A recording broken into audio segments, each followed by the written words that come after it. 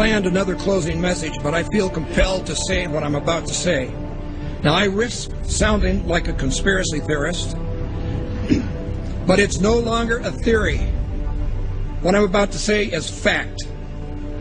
The secret organizations of the world power elite are no longer secret.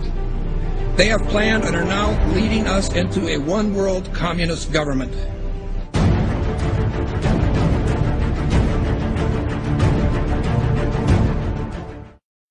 Executive order signed by President Obama has sparked controversy on both sides of the political aisle. The National Defense Resources Preparedness Executive Order was signed quietly Friday night. It gives the president the power to control U.S. resources. The Rules Committee is going to meet in the House. They are going to come up with a rule that makes it okay for them to do a same-day bill. So they'll pass this rule. It's, believe it or not, called martial law. This would give the President of the United States the authority to declare basically martial law during times of peace. There are new disturbing developments out of Washington tonight regarding the President's belief that he has the legal authority to assassinate U.S. citizens. Incredibly enough, it appears that our commander-in-chief actually believes that authority exists not only on foreign soil, but right here on American soil as well. But Senators McCain and Levin have added this legislation which would authorize the president to declare the entire United States of America, all 50 states and all territories, to be a battlefield, right, even though there's no battle, thanks be to God, going on here. War on terror is different. And that would authorize him to use commander-in-chief authority in the United States, to use the military to arrest people in the United States who, in the president's opinion, are enemies of the country. Particularly to hear President Obama claim the power to keep people in prison indefinitely with no charges against them, no conviction, no sentence, just imprisonment. Joining us now is former Secret Service agent Dan Bongino. Dan, thanks a lot for joining us. What do you mean there's no such thing as gun control, only people control? Tell me what that means. Tucker, this is larger ideological ploy by this administration. They're not being authentic with America, whether it's the sequester, health care, or the gun control issue. What they do is they manipulate an emotional crisis, a national emotional crisis, to further an ideological agenda which involves the evaporation, the slow disintegration of your civil rights, your liberties, your ability to live and let live. And it's a disturbing pattern that, frankly, is really starting to get under my skin. The U.S. is funneling money into tracking systems that are threatening to make the very concept of privacy a thing of the past. It could mean people's every move being used against them to keep them under surveillance. The information age was an era nearly everybody embraced. But today's surveillance age, experts say, is a reality almost no one can escape. David, why does the DHS need 450 million hollow point bullets? That kind of ammo that they purchased from ATK, hollow point ammunition, as you had explained, it's designed to, tear through human flesh and then expand. It's designed to kill people. This is not the optimal kind of ammo you would buy for target practice. It's more expensive and it's more precise. Do you think this is a sign that they're preparing for some sort of mass civil unrest? So they have an open bid right now, DHS, for even more ammunition, for 175 million rounds of .223 caliber rifle ammo. It's almost identical to the ammunition used by NATO peacekeeping forces. So that's very interesting. Are they planning on some kind of widespread economic unrest in the U.S. that would require NATO forces to help us out? $500 million in surplus military weaponry from the Pentagon, which is authorized through the Pentagon's 1033 program. During the late 70s, Congress passed legislation called Posse Comitatus, barring the military from operating on American soil. And in the early 80s, there was an effort to circumvent that in Congress by arming police with military-grade weaponry. And now we're seeing that play out in the streets. People in the inner city in the U.S. have been experiencing this. So civilians in the U.S. are now up against basically military-style policing.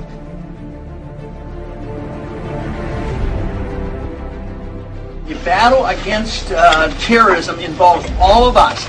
Everybody in this country is a potential terrorist. The Department of Homeland Security sent to law enforcement agencies across the country warning about the potential for an increase in right-wing extremist activity. It warns about groups and individuals dedicated to single issues like abortion, immigration, and gun rights. Tonight, our focus is on every American's right to freedom of expression and freedom of religion. It's the Christians who are under siege by government officials and anti-religion groups who think Christmas and Christianity have no business in the public arena. The Department of Defense has just issued a new list of extremists that should be watched. And on that, in fact, number one, past the Muslim Brotherhood and past Hamas, Hezbollah, number one, evangelical Christians. We begin tonight with a newly leaked U.S. Army military police training manual for what they are calling civil disturbance operations. The Army manual outlines the plan to kill rioters and demonstrators in America. That's right, they have plans to confiscate our firearms and kill American citizens on U.S. soil. This during a mass civil unrest, I guess, shooting innocent civilians perhaps. And it goes on to describe how prisoners will be processed through internment camps. Wow. So there you have it. Our own military being trained for armed conflict with U.S. citizens. They're being trained to confiscate our guns in preparations to process us into camps during civil unrest. A pretty scary scene along the Chicago River turns out to be a military training exercise. There was nothing routine that folks reported about seeing the jarring, as they witnessed the jarring scene of at least 3 Black Hawk helicopters flying at times in close order formation. Just in, a military drill in downtown Miami, complete with these Black Hawk helicopters, elite soldiers, and police officers swarming the street. Take a look, swing back over here. This may be involved in this training or not. Again, let me tell you what all of this is that we know of. It's a joint military training exercise involving local police, also military. Sight of Army helicopters and the sound of gunfire created a lot of concern this afternoon in one Houston neighborhood. There were armed men in fatigues, plenty of weapons, and what many thought were real live rounds.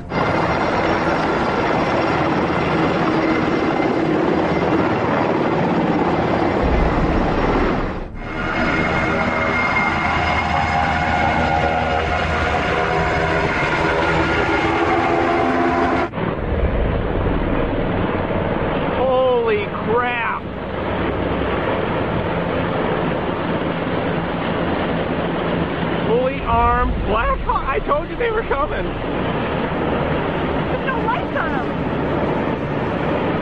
They're like bugs. So here's the article by Steve Watson. Military helicopters conduct covert exercises over U.S. bank buildings. This is all part of other drills going on to acclimate the public to being attacked by our own military that are happening here in the United States. Here it is. LAPD and elite military units conducted extraordinary counterterrorism training in the skies above downtown LA tonight. At one point, they made what appeared to be a drop-off at a park. Within seconds of landing, the helicopter was back in the air. It was a strange sight in the skies over Los Angeles. Military Special Forces flying a practice mission last night, and there are more exercises scheduled for today. The entire city of Boston is in lockdown. In the suburb of Watertown, police with guns drawn are searching door to door. I mean, we had martial law up there. FBI and all these agents coming in, closing things down, going to people's houses.